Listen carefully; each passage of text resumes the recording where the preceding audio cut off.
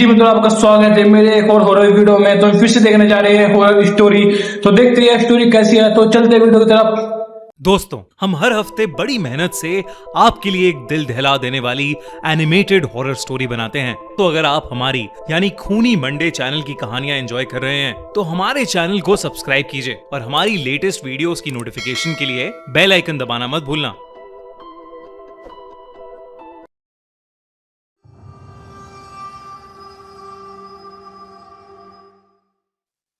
आज की कहानी हमारे सब्सक्राइबर साहिल के साथ हुई एक सच्ची घटना पर बेस्ड है।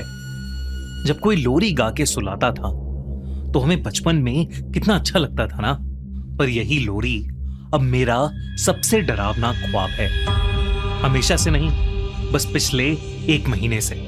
मेरा नाम साहिल है और मैं 25 साल का हूं। दरअसल पिछले महीने ऑफिस से छुट्टी लेकर मैं और मेरे 3 दोस्त चिराग, अरुण और समय मनाली गए थे। हमारा ऐसे अचानक छुट्टी लेना इत्तेफाक नहीं था। अभी कुछ 3-4 महीने पहले समय के छोटे भाई की मौत उसके स्कूल की ट्रिप पे किसी गाड़ी से टकराने की वजह से हो गई थी और तब से हर पार्टी की जान होने वाला, सबको हंसाने वाला समय सहम गया था। तो उसको और हमें पुराने समय की याद दिलाने की कोशिश में हम निकल पड़े मनाली की ओर। सब कुछ अच्छा जा रहा था। हम मनाली पहुंचकर बहुत सी जगहें घूमे और फिर तीसरे दिन हम अपनी गाड़ी लेकर खूबसूरत रोहतांग पास जाने के लिए होटल से निकल रहे थे, जब हमारे होटल के रिसेप्शनिस्ट ने हमसे कहा कि सर, आप कोशिश करना कि रोहतांग से 6 बजे से पहले वापस आ जाओ। जब हमने उससे इसका कारण पूछा तो उसने कहा कि रोहतांग का मतलब होता है वैली ऑफ डेथ, यानी लाशों का ढेर। उसने कहा कि यहाँ के लोकल लोग भी 6 बजे अपने घर के दरवाजे बंद करके अंदर चले जाते हैं, क्योंकि ऐसा कहा जाता है कि यहाँ कई 100 साल पहले जो भी रात में रोहतांग पास पर आता था वो अगले दिन कहीं वादी में मरा हुआ पाया जाता था। यहाँ के अथॉरिटीज उसको ठंड या एक्सीडेंट के कारण मौत बता देते थे, लेकिन लोकल्स का मानना था कि रोहतांग में एक मायावी साया घूमता है और ये उसी का काम था। हमारी उस होटल रिसेप्शनिस्ट की बात पर हंसी निकल गई।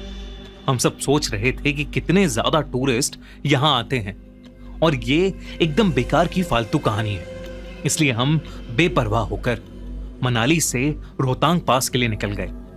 हंसते गाते हम अपनी मंजिल पर पहुंच ही गए, रोहतांग पास। कुछ 4-5 घंटों के ट्रैक के बाद हम चारों ने लौटने का फैसला किया, क्योंकि अंधेरा भी बहुत हो गया था और धीरे धीरे धुंध भी बढ़ती जा रही थी। रात के करीब 9-9:15 बज रहे थे।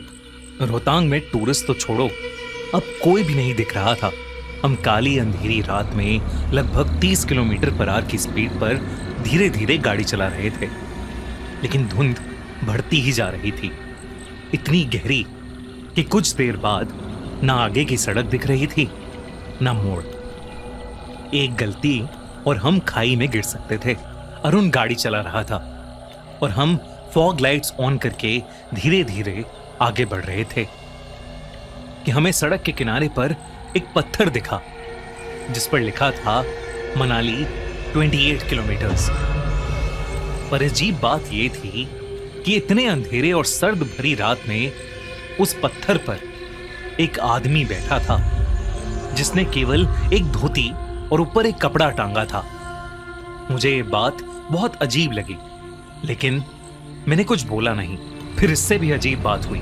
करीब 20 मिनट कार चलाने के बाद हमें फिर वही पत्थर दिखा जिस पर लिखा था मनाली 28 किलोमीटर्स, और इस पत्थर पर भी वही आदमी बैठा था। शायद हमने गलत रास्ता ले लिया था। मैं बोलने ही वाला था कि तभी चिराग बोल पड़ा, यार मैं तुम सबको डराना नहीं चाहता, पर 20 मिनट पहले भी मुझे सेम पत्थर दिखा था, मनाली 28 किलोमीटर्स, और उस पर कोई बैठा था, एक आदमी जिसने सफेद रंग की धोती पहनी थी ना। मैंने उसे टोकते हुए कहा, पर उसने कहा नहीं, मुझे तो एक छोटी बच्ची दिखी थी, उसके हाथ में एक खिलौना भी था। और अरुण ने तो कुछ और ही बोला, तुम सब कैसी बातें कर रहे हो, मुझे पिछले 2 पत्थरों के पास एक घोड़ा खड़ा दिखा। काला घोड़ा जो बस हमारी गाड़ी गुजरते हुए देख रहा था। हम सबने अपनी नजर अब समय की ओर घुमाई, जैसे उससे पूछना चाहते हो कि उसे क्या दिखाई पड़ा, लेकिन वो एकदम से अजीब सा हो गया था। वो यही दोहराता रहा कि किसी को हमारी जरूरत है और अगर कोई मदद मांगे तो हमें रुकना चाहिए। हम सब थोड़े घबरा गए, मगर किसी ने कुछ कहा नहीं। अरुण ने कहा कि शायद हम गलत रास्ते पर चले गए थे और अब वो और ध्यान से गाड़ी चलाएगा। लेकिन कुछ देर बाद फिर से वो पत्थर आया। मनाली 28 किलोमीटर्स। ये तीसरी बार था कि ये पत्थर हमारे सामने आया, मगर इस बार मुझे उस पर कोई नहीं दिखा। इनफैक्ट किसी को भी इस बार उस पत्थर के आसपास कोई नहीं दिखा। रात के 11 बजने को आए थे। हम एक ऐसी माया में फंस गए थे जिससे हम बाहर नहीं निकल पा रहे थे और अब हमें उस होटल के रिसेप्शनिस्ट की बात याद आ रही थी। तभी अरुण ने गाड़ी चलाते चलाते बोला, सुनो दोस्तों, बाहर मत देखना, पर कोई हमारे साथ साथ चल रहा है, बस सामने देखते रहो। अरुण की इस बात को सुनकर हम सबके रोंगटे खड़े हो गए थे, क्योंकि हमारे आसपास कोई गाड़ी नहीं थी, लेकिन एक साया था। एक 15 साल का लड़का हमारी गाड़ी जो अब 40 किलोमीटर पर आवर की स्पीड पर चल रही थी, उसके साथ साथ बड़े आराम से चल रहा था। वो भाग नहीं रहा था, बस चल रहा था। उसके कपड़े मिट्टी से सने थे और उसके चेहरे पर कई सारी चोटें लगी हुई थीं। हम सब उसे देखकर बहुत डर गए थे। तभी समय ने कहा कि शायद इसे हमारी मदद चाहिए और उसने अपनी खिड़की खोल ली और उस बच्चे की ओर बस एक तक देखता रहा। अरुण ने बहुत कोशिश की कि सेंट्रल कंट्रोल से उसकी खिड़की बंद कर दे, लेकिन वो कर ही नहीं पा रहा था। हम सबने समय का नाम चिल्लाया और समय को होश में लाने की कोशिश की और इतने में वो बच्चा पीछे रुक गया। और जब मैंने गाड़ी के रियर व्यू मिरर में देखा तो वो लड़का वहां खड़ा था और वेव कर रहा था और उसे पीछे के शीशे में देख समय भी मुस्कुराकर हाथ हिला रहा था। इस हादसे के बाद हमने गाड़ी की स्पीड और तेज कर ली और फाइनली हमें एक पत्थर दिखा जिस पर लिखा था मनाली 16 किलोमीटर्स। हमने चैन की सांस भरी और अरुण ने बस 2 बजने से कुछ मिनट पहले हमें होटल पहुंचा दिया। हम सब ने तय किया कि हम इस घटना के बारे में कल सुबह बात करेंगे और सब चुपचाप सो गए। पर रात को 3:30 बजे मेरी किसी गाने की आवाज से आंख खुल गई और मैंने जो देखा उसे देखकर मेरी रूह कांप गई। समय उठा हुआ था और एक छोटे बच्चे की तरह खुद को शीशे में देखकर लोरी गा रहा था। जिंदा है तू मेरा सूरज रे, तू मेरी आंखों का तारा है, तू जिंदा है तू। मैंने अरुण और चिराग को उठाया। हम सबने समय को पुकारा, लेकिन वो हमें अनसुना सा कर रहा था। ये नजारा हम सब के लिए बहुत खौफनाक था। शीशे में समय का चेहरा बेहद डरावना लग रहा था। लाल आंखें, गले पर कुछ निशान। ऐसा लग रहा था जैसे उसका गला कोई दोनों तरफ से दबा रहा हो और उसके चेहरे पर एक छोटी सी अजीब सी मुस्कुराहट थी और वही लोरी।